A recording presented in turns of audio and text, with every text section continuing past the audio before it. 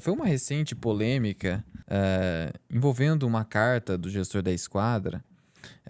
Acho que é importante comentar sobre esse assunto para colocar os pingos nos is, né? Acho que é importante isso aí para não gerar muita confusão aí no mercado, que acho que gerou muita confusão.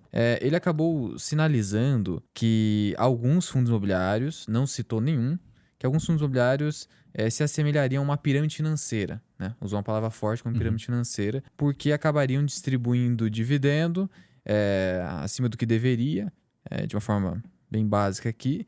E aí iriam fazendo novas emissões, simplesmente para pegar dinheiro de emissão e pagar dividendo, e ia pagando dividendo com emissões, gerando taxa, e isso seria um comportamento similar a uma pirâmide financeira. Eu queria que o senhor comentasse o que o senhor acha de tudo isso que aconteceu.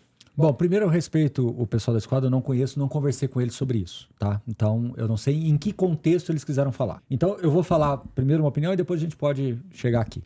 É uma premissa completamente, assim, equivocada você acreditar que uma emissão é feita para você distribuir aquilo ali como resultado. Então, vamos pegar um caso básico. Você pega um fundo que tem lá alguns imóveis, 10 imóveis, recebe os aluguéis desses 10 imóveis, tem as despesas operacionais, quando o fundo é alavancado tem a despesa financeira e aquilo que sobra líquido você distribui para o cotista 95% do resultado líquido. Se esse fundo nunca mais fizer emissão na vida, ele vai continuar distribuindo 95% do resultado líquido, porque isso é lei 8668 lá de 93. Fundo imobiliário é um dos poucos veículos de investimento que foram criados por lei, né? E a lei está bem clara ali que é 95% do resultado caixa do fundo. Então, o que transita no caixa, 5% eu posso reter, 95% eu tenho que distribuir, certo? Sim. Como resultado. Então, eu tenho que pagar despesa operacional, despesa administrativa, despesa financeira, né?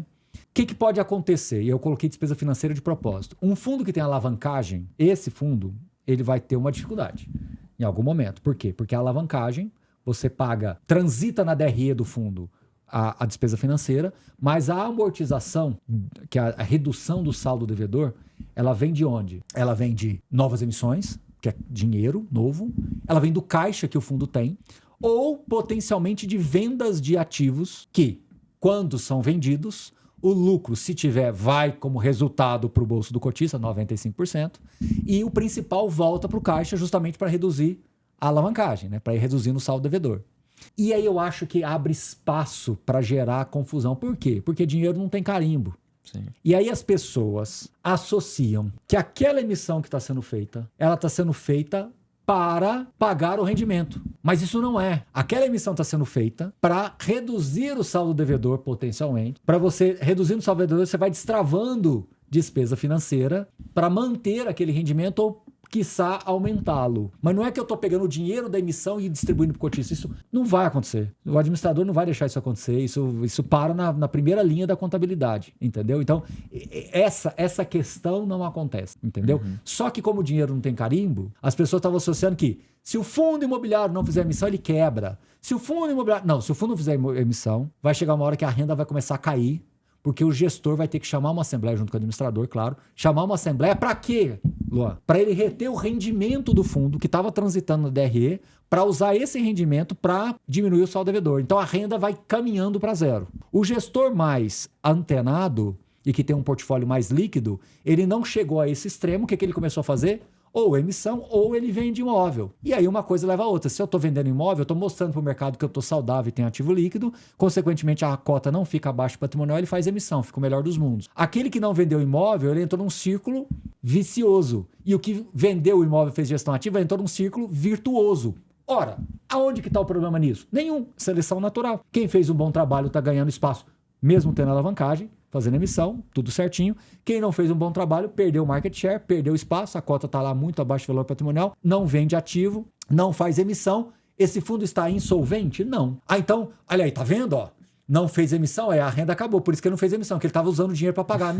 Não tem absolutamente nada a ver, não tem absolutamente nenhuma conexão, entendeu? Então, a emissão, ela não é feita para pagar rendimentos, isso não pode acontecer, não pode acontecer. Você não pode... Mas o dinheiro, você acabou de falar que o dinheiro não tem carimbo? Sim, ele não tem carimbo, mas a administradora...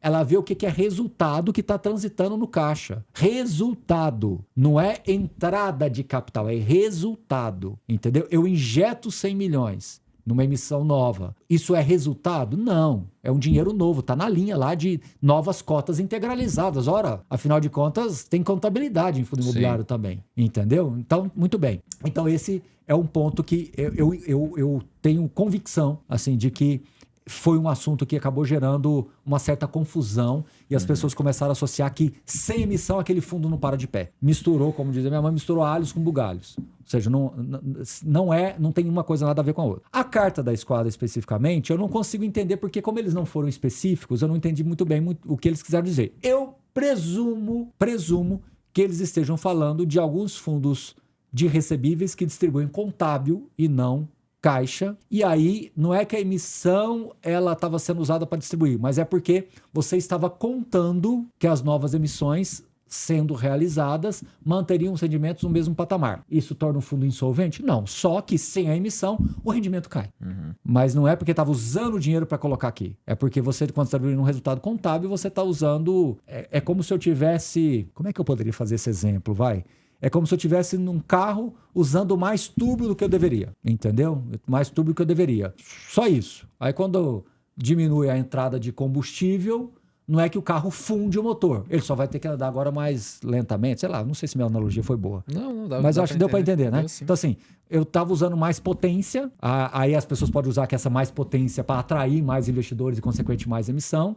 Não tendo mais emissão, essa potência você não pode mais usar, você tem que regredir para um resultado caixa e não contábil, porque você não tem entrada de recurso. Pode ser que a Esquadra foi por esse caminho, por isso que ela foi generalista, porque ela falou assim, olha, acontece isso no mercado. Será que foi isso? Eu não sei.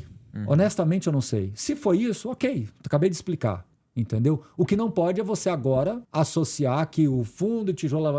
não, aí sim misturou equivocadamente. Um fundo de recebível que distribui caixa, que ele vai, você pode ver até que o rendimento dele é menor. E os informes contábeis, é só você olhar.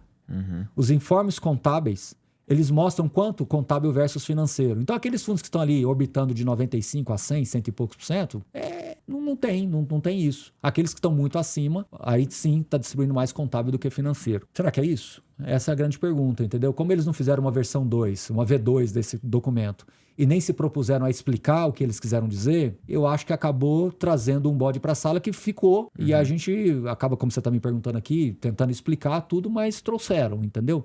De novo, respeito, não conheço as pessoas, respeito eles como profissionais, eu acho que teve algum estudo por detrás daquilo, não foi uma opinião solta, mas foi um estudo que, como faltou derivar, eu uso muito esse termo porque eu acho que é importante, tem alguns estudos que se você não derivar um pouquinho mais, você acaba gerando ruídos e enfim, aí todo mundo coloca como se toda a indústria de fundos imobiliários fosse ainda mais que a gente vê muitas emissões, você achar que toda a indústria de fundo imobiliário é em função de pagar dividendo. Olhando para a câmera, não é. Porque não é. Entendeu? Não é. Então, é isso. Ficou claro? Ficou muito claro.